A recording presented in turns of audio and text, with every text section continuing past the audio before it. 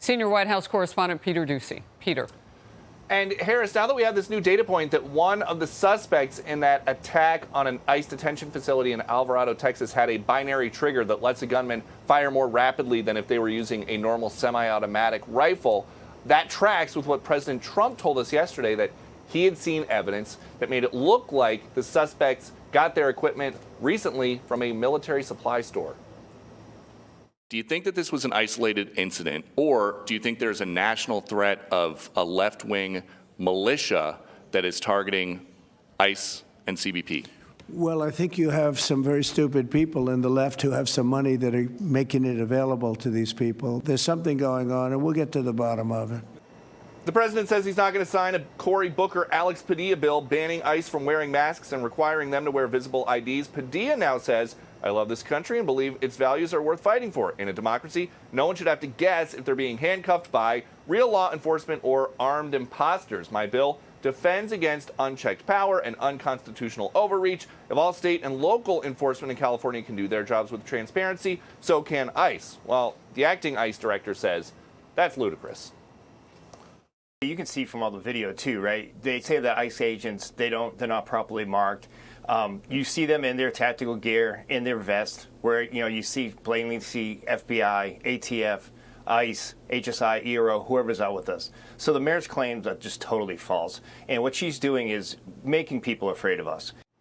President Trump says he will do whatever is necessary to protect frontline law enforcement. He has no sympathy for these Democratic lawmaker complaints about ICE's methods. Harris.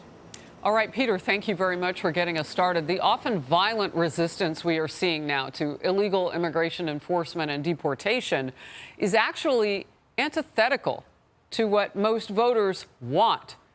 And in fact, they voted for something different. They voted for what President Trump is delivering right now: closing the border, deporting illegals, atop his list of campaign promises. Here's CNN's own data analyst just days after the president's inauguration in January.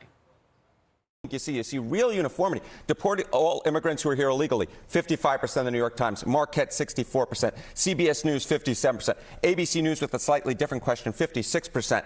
So what you're seeing essentially here is a very clear indication that a majority of Americans, in fact, when they're asked this blunt question, which I believe gets at the underlying feelings, do in fact want to deport all immigrants who are here illegally. There's no arguing with these different numbers because they're all essentially the same across 4 different pollsters. All right, you can see it for yourself. You also heard him say it more than once. All illegal immigrants, not just the violent criminals.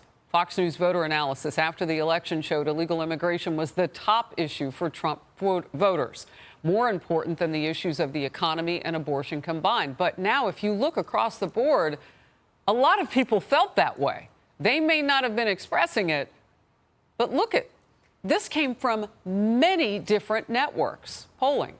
Madison Sheahan, ICE Deputy Director in Focus now. Great to have you in Focus. And on an important day, as we have the manhunt going on right now for one of those suspects accused of attacking ICE officers and law enforcement.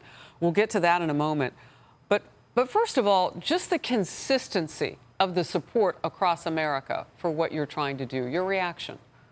Well, you saw it there. 80% of Americans voted for immigration law. Over 8 million Americans voted for President Trump and what he is doing and being able to keep the American people safe, to put the American people first time and time again. We've sealed the border. We will continue to force laws on the interior.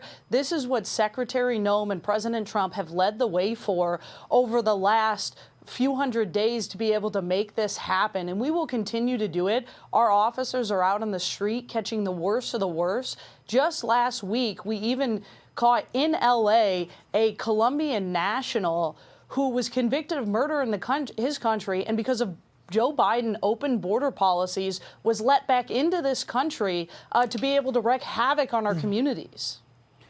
I mean, you talk about the recidivism. One of the suspects I called out is accused of 5 murders in El Salvador. The recidivism was already happening before they got in our country. So who would even have a thought that they wouldn't continue to do what they've already done? I want to get to this. One of the women charged in that ICE facility ambush made a jailhouse phone call to her husband. A source says she urged him to hide any, quote, anti-Trump evidence. Byron York's new column, titled ICE, Antifa, and the Democratic Party. He argues opposition to Trump's immigration enforcement has brought the fanatics of Antifa more closely than ever in line with the beliefs of progressive Democrats, and perhaps those in the party's mainstream, too. Would it be fair to call Antifa the militant wing of the Democratic Party? Maybe so, Byron York writes. And if it is not fair, it is closer to true than many Democrats would ever want to acknowledge. Look, it's hard to step away from the politics because it's clear that Democrats either didn't believe the polling or don't care. Yeah, they've politicized ICE from day one, and we're seeing this time and time again. I mean, the man you showed on the screen was tampering with evidence as agents arrested him. These are not people who support the American dream, to support the American people. These are people who want to wreak havoc on our communities, wreak havoc on law enforcement, and cause harm to the American people on an everyday. And they are not the people that we want to have in our communities on a daily basis causing harm. Well, look, Deputy Director Sheahan, it is hard to believe that people would outright not turn away or at least condemn that, but certainly turn away the opportunity for this to happen by speaking up and speaking out in their communities. A CNN panel got very tense after one panelist made this shocking comparison about the president's immigration crackdown. Watch. We're talking about it like it's no big deal that they are kidnapping people and transporting them to concentration camps, both domestic and foreign. I think that's kind of insulting to. I think it's Jewish insulting what they're Holocaust doing. survivors. It is not insulting to Jewish. I find it insulting that you could even fix your mouth to defend this disgusting gas behavior. ovens at these? It's not a death camp. It doesn't matter. It's a concentration camp. It doesn't matter if the facts don't fit her fantasy. But it does matter. Not only is that offensive, it's dangerous. There are already people attacking ICE agents out there. Don't give them a made-up reason to go after these people. Well, this kind of rhetoric is what we're seeing time and time again from the Democrats, from CNN and MSNBC and all of these other channels who continue to go after law enforcement officers when they are getting criminals off of our streets, murderers, rapists, gang members, and the list goes on and on again. And they are working to get these people off of our communities. It's insulting that they would go on to call these concentration camps, to insult our ICE officers like they continue to do on a daily basis, and support this rhetoric that Antifa pushes and all of these other far left groups. This is not the Democratic Party of JFK anymore, and they are proving that time and time again. Before I let you go, real quickly, you're leading men and women. You're on a wider team to keep us safe in America, away from the worst of the worst. How concerned are you on a daily basis now about your own people in the field? Look, we're looking after our agents every single day. We're making sure they're taken care of, their families are taken care of. We're working to protect them from doxing and the harm that they're put in the way.